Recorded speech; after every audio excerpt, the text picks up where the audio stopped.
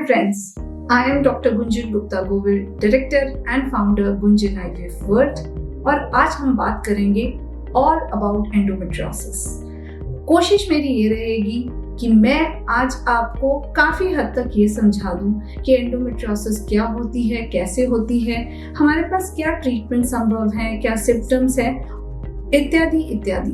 तो इसके बारे में आइए बात करते हैं।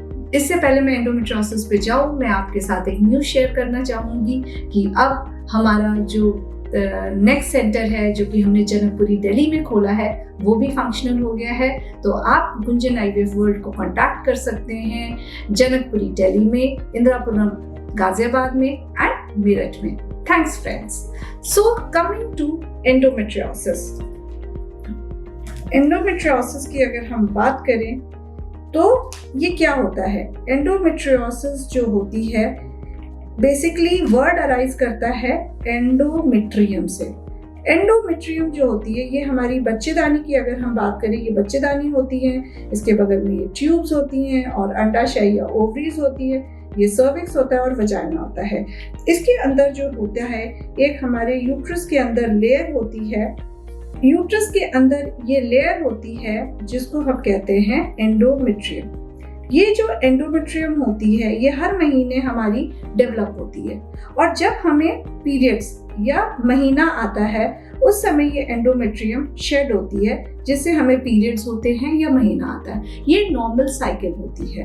एंडोमेट्रियोसिस में क्या होता है, ये जो एंडोमेट्रियम की लेयर है ये कई बार आपकी ट्यूब्स के द्वारा या ब्लड फ्लो के द्वारा इट कम्स एंड ये एंडोमेट्रियम जो है मल्टीपल प्लेसेस में, जैसे फेलोपियन ट्यूब में, ओवरीज में, यूट्रस की आउटर वॉल में या फिर जैसे हमारी अगर हम बात करें इंटेस्टाइन्स वगैरह भी आसपास हमारी पड़ी रहती हैं या फिर पेशाब की थैली आगे होती है, वो सब जगह आके ये जो स्पॉट्स होते हैं ये आपके आके डिपॉजिट हो जाते हैं। दैट इज आपकी ये स्पॉट्स जो हैं हर जगह डिपॉजिट हो जाते हैं, बाहर हो जाते हैं। तो हर मंथ जब आपको पीरियड्स आते हैं, जब हमारे पीरियड्स आते हैं उस समय हमारी जो है जब ये वाली लाइनिंग यूट्रस की लेयर शेड होती है जिससे आपको माहवारी महसूस होती है, उस समय इन सब स्पॉट्स में भी ब्लीडिंग होती है। यहाँ पे हर जगह ब्लीडिंग शुरू हो जाती है। इन सब ब्लीडिंग के वजह से क्या होता है, इससे एक तरह का इन्फ्लेमेशन प्रोड्यूस हो जाता है या हमारी बॉडी में सूजन आ जाती है और जिसकी वजह से हमें पीरियड्स के समय पेन महसूस हो सकता है। और यही एंडोमेट्रियम अगर हमारे यूट्रस के वॉल में मिलती है तो जब यहाँ पर भी ब्लीडिंग शुरू होती है तो धीरे धीरे हमारे यूट्रस की जो लेयर है, ये जो वॉल है हमारी, ये जो है ये वॉल धीरे धीरे मोटी होती जाती है और इसमें जो है इस कंडीशन को हम एडिनोमायोसिस कहते हैं। ठीक है, तो अगर मैं आपको सिंपली एक सिंगल लाइन में एंडोमेट्रियोसिस को बोलूं तो endometriosis is a condition in which the endometrium is outside the uterine cavity, जो नॉर्मल आपकी जो जगह है उससे बाहर है। ठीक है, और इस वजह से जब भी आपको पीरियड्स आते हैं तब ये हर जगह से ब्लीडिंग होती है। तो ये तो हुई हमारी एंडोमेट्रियोसिस की पैथोलॉजी या इस बीमारी में होता क्या है। अब इसकी वजह से आगे क्या रिजल्ट्स आते हैं, आइए इसके बारे में समझते हैं। सो अब आगे समझते हैं कि हमारा, अब मैं आपको एक और डायग्राम के माध्यम से समझाना चाहूंगी कि जो हमारी शरीर होता है उसमें सबसे पीछे ये स्पाइनल कॉर्ड लोकेटेड होती है। ये हमारी स्पाइनल कॉर्ड हो गई। इसके आगे हमारे पॉटी या पॉटी का रास्ता होता है जिसको हम रेक्टम कहते हैं। उसके आगे हमारी ये बच्चेदानी, ऐसे करके ये साइड व्यू है, अगर हमारी ये बच्चेदानी हो गई और उसके आगे जो है हमारी ये पेशाब की थैली या ब्लैडर होता है। तो अब जो है और साइड से हमारी ये ट्यूब्स एक तरह से निकल रही हैं और ओवरीज है। सो जब हमारी ये एंडोमेट्रियोसिस हुई ये बीमारी हुई तो जैसा हम समझ चुके हैं कि ये हमारी कहीं भी ओवरी में बैठ सकती है, या फिर हमारी आगे पेशाब की थैली की वॉल पे, या हमारे यूट्रस और इधर रेक्टम पॉटी के रास्ते के बीच में होता है, और कहीं भी इंटरस्टीस में कहीं भी ये हो सकती है। जब यहाँ से हमारी ब्लीडिंग हुई तो ये हमारा रेक्टम है, ये हमारा यूट्रस है, और ये हमारा ब्लैडर है। ब्लैडर मतलब पेशाब की थैली। जब यहाँ पे ब्लीडिंग हुई और उसके बाद हीलिंग हुई तो क्या है, सब टिश्यूज एक दूसरे से चिपक जाते हैं। ये ब्लैडर आपका आके यूट्रस से चिपक जाता है, इसके बीच की स्पेस खत्म हो जाती है। ये आप जो रेक्टम या पॉटी का रास्ता है, इन सब में एक तरह से एडिशंस बन जाते हैं। यहाँ पे एडिशन बन गई, यहाँ पे सब चीज जुड़ गई, यहाँ पे सब चीज चिपक गई, सब कुछ चिपक जाता है, और इसके बीच में फ्लूइड कलेक्शन और इस तरह की जो हमारी बेसिक एनाटॉमी है वो पूरी डिस्टर्ब हो जाती है उस जगह की। अब इस वजह से क्या होता है, यहाँ पे एडिशन बन गया तो यहाँ पे पेन की वजह, यहाँ पे एडिशन बना तो यहाँ पे पेन की वजह, ट्यूब्स जो है चिपक गई तो उसकी वजह से आपकी फर्टिलिटी कॉम्प्रोमाइज हुई। इस वजह से हमारे मल्टीपल सिम्टम्स आने शुरू होते हैं। इसके अलावा जो आपको बताना चाहूंगी वो ये है कि इसमें जो है हमारे सिम्टम्स क्या आते हैं। सिम्टम्स जो आते हैं, हमारे सिम्टम्स की बात करें, सबसे कॉमन सिम्टम होता है पेन। ये पीरियड्स के दौरान हो सकता है, पीरियड्स पेन में, या फिर आपको नॉर्मल पेल्विक पेन जो कहते हैं, कि लेडी कंप्लेन करती है कि मुझे जनरलाइज्ड हेवीनेस होती है मैडम, मैं जब भी महसूस करती हूँ मुझे लगता है कि भारीपन सा है, आई एम नेवर कंफर्टेबल। या फिर वेरी कॉमन आपको, हम हमारी भाषा में उसे डिस्पेरोनिया कहते हैं, otherwise it is pen during intercourse, मतलब जब आप संभोग करते हैं उस समय आपको पेन होता है। अब ये सारे पीरियड्स में पेन हुआ, सबने कहा जी ये नॉर्मल है। जनरलाइज हैवीनेस, अरे तुझे ऐसा ही लग रहा होगा, काम ज्यादा कर लिया होगा। या फिर इंटरकोर्स में पेन हुआ, लेडी ने कई बार एक्सप्लेन ही नहीं किया, इस वजह से उसने कभी कंप्लेन भी नहीं की। इस वजह से क्या होता है कि बहुत लंबे समय usually endometriosis goes undiagnosed. That is the worst part of this condition, कि ये बहुत समय तक ये डायग्नोज ही नहीं होती है, क्योंकि कोई इसके बारे में बात ही नहीं करना चाहता है। इसके अलावा और क्या सिम्टम्स होते हैं, और जो सिम्टम्स होते हैं वो होते हैं आपके हेवी ब्लीडिंग ड्यूरिंग पीरियड्स, या फिर पीरियड्स लंबे समय तक चलना, प्रोलॉन्ग्ड ब्लीडिंग, लंबे समय तक चलना, ये सिम्टम्स होते हैं। And most important, infertility. majority of the patients, they come to us only when they have not been able to conceive over a long time. So we need to understand कि जो infertile couple होते हैं उनमें 30 to 50% cases में undiagnosed, मतलब हमें पता ही नहीं है, undiagnosed endometriosis होती है. So that is the biggest tragedy of the entire situation. अब coming to next, हम इतनी बात क्यों कर रहे हैं? Is it really common? Yes, it is. It is a very common condition. अगर हम 10 females की बात करते हैं, उसमें से 1 female is affected by endometriosis. और अगर हम इंडिया की बात करें, we get around 10 lakh cases per annum. So that is the burden of disease. The only problem is most of the time either इतना लो इंडेक्स ऑफ सस्पेशन होता है, इस वजह से वो डायग्नोज नहीं हो रही होती, या nobody is thinking in these terms.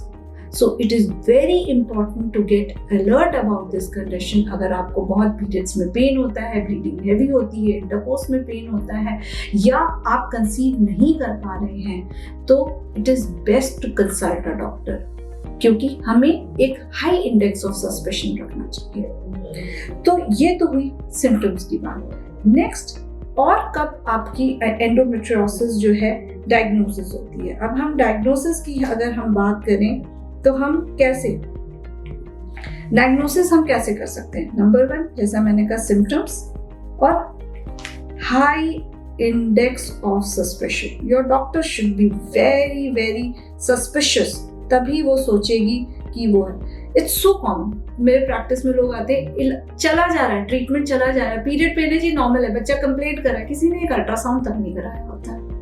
तो it is first of all a very high index of suspicion for endometriosis. Sometimes we get young people unmarried, उनको केवल हैवी पीरियड्स और सिवियर पेन की कंप्लेंट होती है। उनको कई बार कुछ और, क्योंकि पेल्विक एंडोमेट्रियोसिस जो होती है, कई बार उसको डायग्नोज करने में कोई सिस्ट विस्ट नहीं होती है। You put them on treatment and they improve. So it is very important to have that index of suspicion. दूसरी चीज जो आप कर सकते हो वो अल्ट्रासाउंड या MRI से, जो हमारी इमेजिंग टेक्निक्स है, they are very good in diagnosing endometriosis. और इसमें हमें कई बार मिल जाता है, जब हम बैठ के ये करते हैं, जब हम चेक करते हैं, अल्ट्रासाउंड में हमें क्या मिल सकती है, सिस्ट मिल सकती है। जैसा मैंने कहा, ये आपका यूट्रस है, ये आपकी ट्यूब्स है, ये आपकी ओवरीज है। और इसमें जो है हमें कई बार जो है आपकी इन ओवरीज में सिस्ट मिलती हैं, जो कि बनी होती, पूरी ओवरी को रिप्लेस कर रही होती है, या ओवरी यहाँ पे चिपकी हुई होती है, ये बढ़ जाती हैं। और इसमें हम सिस्ट, ओवेरियन सिस्ट को हम कहते हैं एंडोमेट्रियोमा।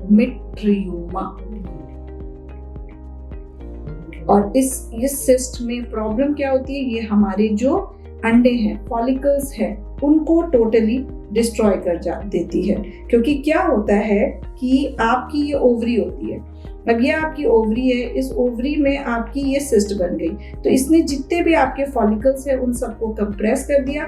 और जैसे जैसे ये आपकी सिस्ट बढ़ती चली जाएगी, ये सिस्ट बढ़ती चली जाएगी, ये आपके अंडों को खाती चली जाएगी। सो इसीलिए एंडोमेट्रियोसिस में इनफर्टिलिटी बहुत कॉमन होती है। तो अल्ट्रासाउंड पे हम डायग्नोज कर सकते हैं, हम सिम्टम्स के बेसिस पे डायग्नोज कर सकते हैं। नेक्स्ट चीज जो हम जिस तरीके से डायग्नोज कर सकते हैं वो है आपका जो, जिसको हम गोल्ड स्टैंडर्ड कहते हैं, वो है लैप्रोस्कोपी।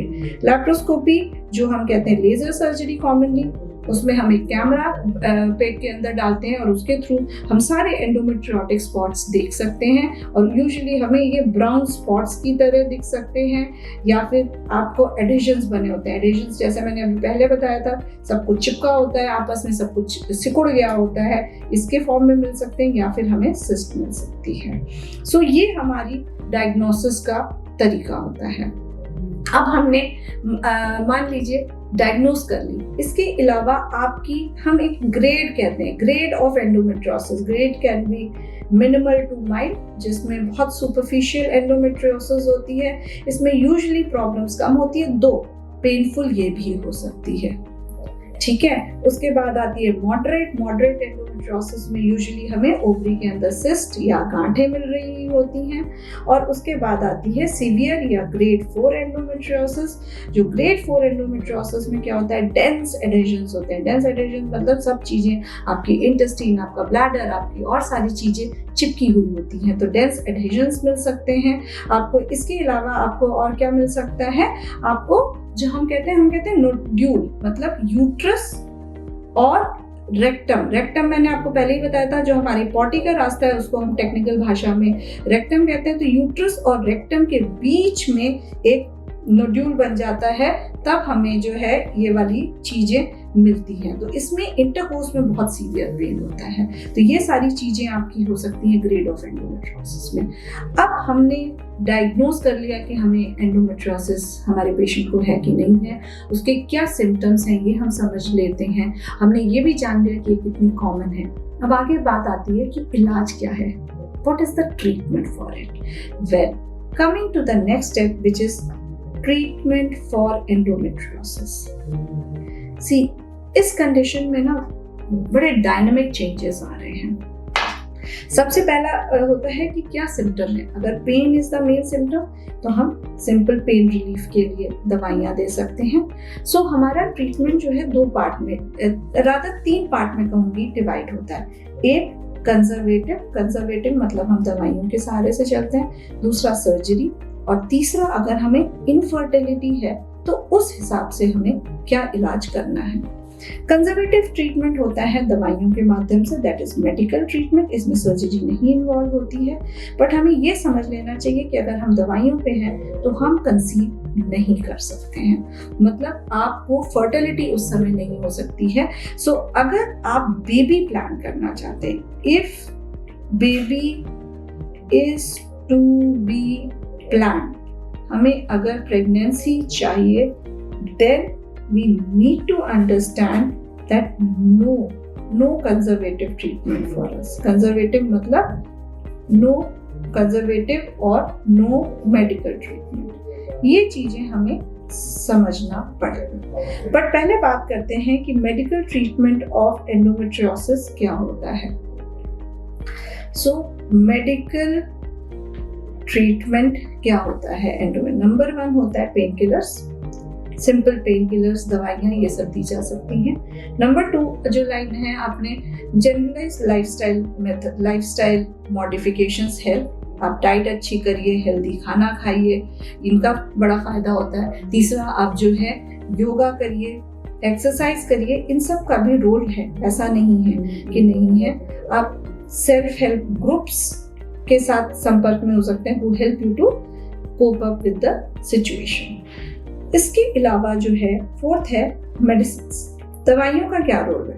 मेडिसिन्स में आजकल हमारी एक सबसे ज्यादा जो अब यूज होती है दवाई, वो है डाइनोजेस्ट। ऑफ कोर्स बताने का मतलब ये नहीं है कि आप खुद खा लेंगे, ये एक एंटी प्रोजेस्ट्रोजन होती है, तो ये धीरे धीरे जो आपका एंडोमेट्रियोटिक स्पॉट्स हैं उनको श्रिंक कर देती है, उनको सुखा देती है, जिस वजह से आपकी ये बीमारी धीरे धीरे खत्म हो सकती है। It's a very safe medication और ये लॉन्ग टर्म दी जा सकती है। एक 5वीं होती है ओरल कॉन्ट्रासेप्टिव पिल्स भी दी जाती थी, बट अब विद एडवेंट ऑफ डायनोजेस्ट हम लोग पिल्स को कम इस्तेमाल कर रहे हैं और इस दवाई का ज्यादा इस्तेमाल करते हैं। एंड ऑफ कोर्स एक दवाई डानाजोल करके भी होती है, जो कि अब नहीं यूज होती है because of lot of side effects. So these are the various line of treatment, and of course there is a very important group which is GnRH agonist के नाम के इंजेक्शंस होते हैं। इन इंजेक्शंस को दिया जाता है 3 से 6 महीने के लिए, बहुत लंबे समय तक नहीं दिया जा सकता है। बट ये सारी जो दवाइयाँ हैं ये करती क्या है, ये हमारे जो एंडोमेट्रियोसिस के स्पॉट्स हैं, जो एंडोमेट्रियोसिस के स्पॉट्स हैं उनको श्रिंक कर देती है, उसको श्रिंक कर देती है। इसका यही प्रिंसिपल है। बट अगर आपको याद होगा तो मैंने बोला था जो एंडोमेट्रियोसिस होती है ये यूट्रस की लेयर होती है, तो फिर टेम्परेली जो आपकी यूट्रस की लेयर है वो भी श्रिंक होती है। समझ गए आप? तो ये आपका यूट्रस है, ये यूट्रस के अंदर की जो आपकी लेयर है वो भी कहीं ना कहीं श्रिंक हुई। जब ये श्रिंक हुई तो क्या होगा, इन दवाइयों पे आपके periods light आएंगे। So remember this thing, your periods would be lighter on medication, और ये temporary phenomena होता है और इसमें कुछ घबराने की बात नहीं होती है। The only thing is क्योंकि ये इसमें periods light होते हैं, आपका egg formation नहीं होता है, ये बंद कर देती है ये दवाइयाँ, इसलिए आप दवाइयों पे प्रेग्नेंट नहीं हो सकते हैं। तो अगर आप प्रेगनेंसी प्लान कर रहे हैं, इस चीज को ध्यान रखें कि आप एंडोमेट्रियोसिस का ट्रीटमेंट नहीं कर सकते, कि दवाइयां नहीं ले सकते। अब आता है next. So what's next? If I am planning for fertility, अगर मेरा प्लान फर्टिलिटी का है, फर्टिलिटी का ट्रीटमेंट जो है डिपेंड करता है कि आपकी कितनी है, माइल्ड टू मिनिमल है तो आप, और आपकी ट्यूब्स ओपन है, ट्यूब्स आपकी ठीक हैं, they are open, you can try with medication, दवाइयाँ जो हेल्प करती हैं along with IUI, it might help. But अगर आपकी ट्यूब्स डैमेज्ड हैं, मतलब एंडोमेट्रियोसिस की वजह से ब्लॉक्ड हैं या सोलन हैं, तो आपको IVF का रास्ता देखना चाहिए। And IVF better to do early than late. तीसरी चीज ये है कि आप अभी फर्टिलिटी प्लान नहीं कर रहे हैं, आपकी शादी भी नहीं हुई है, but you have severe endometriosis, you can also go for oocyte freezing. oocyte freezing ये होता है कि आप अंडे अपने IVF के द्वारा स्टिमुलेट करवा के, एक्सट्रैक्ट करके उनको फ्रीज करवा के रख लें, जैसे इन फ्यूचर जब भी आप बेबी प्लान करें आपको ये प्रॉब्लम ना हो. And of course the next और treatment option is laparoscopy. Laparoscopy क्या होता है? ये सर्जिकल ट्रीटमेंट होता है. सर्जिकल ट्रीटमेंट का मतलब क्या हुआ कि हम लैप्रोस्कोप डालते हैं, ऑपरेशन करते हैं, उसमें फिर अंदर जाके आपकी अगर ओवरी में सिस्ट होती है, सिस्ट, तो उसकी सिस्ट को हटा देते हैं, या फिर आपकी एडहेशंस बने होते हैं तो उन सबको हटा देते हैं. जितने भी स्पॉट्स होते हैं उनको हम एक तरह से बर्न कर देते हैं. तो ये लैप्रोस्कोपी के द्वारा ट्रीटमेंट हो जाता है. एक चीज जो हमें याद रखने की है कि अगर मेरी फैमिली नहीं कंप्लीट है और मेरी फर्टिलिटी अभी पेंडिंग है, मतलब I want to plan a baby, तो हमें बेटर है कि हम लैप्रोस्कोपी जाने से पहले हम कोशिश करें कि हम अपनी oocytes या तो फ्रीज करवा लें, या हम oocytes के साथ एम्ब्रियोज बना के फ्रीज करवा लें और फिर लैप्रोस्कोपी करवाएं. क्योंकि जब भी लैप्रोस्कोपिक सर्जरी होगी तो हमारे ओवरीज या अंडाशय में जो एग्स हैं वो कम हो जाएंगे और फ्यूचर फर्टिलिटी में प्रॉब्लम आ सकती है. So nowadays the line of treatment जो फर्टिलिटी पेशेंट्स में थोड़ा अलग हो गया, उसमें ये हो गया है कि हम पहले एग्स फ्रीज करते हैं या एम्ब्रियोज फ्रीज करते हैं, फिर लैप्रोस्कोपी करते हैं और फिर एम्ब्रियो ट्रांसफर करते हैं जब भी जरूरत हो, जैसे रिजल्ट्स अच्छे रहें. So this was generally all about treatment about endometriosis. I hope you have enjoyed this video and काफ़ी हद तक मैंने आपकी क्वेरी सॉल्व कर दी होंगी. अगर आप फर्दर किसी भी बीमारी के बारे में जानना चाहते हैं और इस तरह का डेमोन्स्ट्रेशन चाहते हैं तो please write to us and I will definitely love to talk about it in future. And if you like my video, do share, subscribe and like my channel Gunjan IVF World.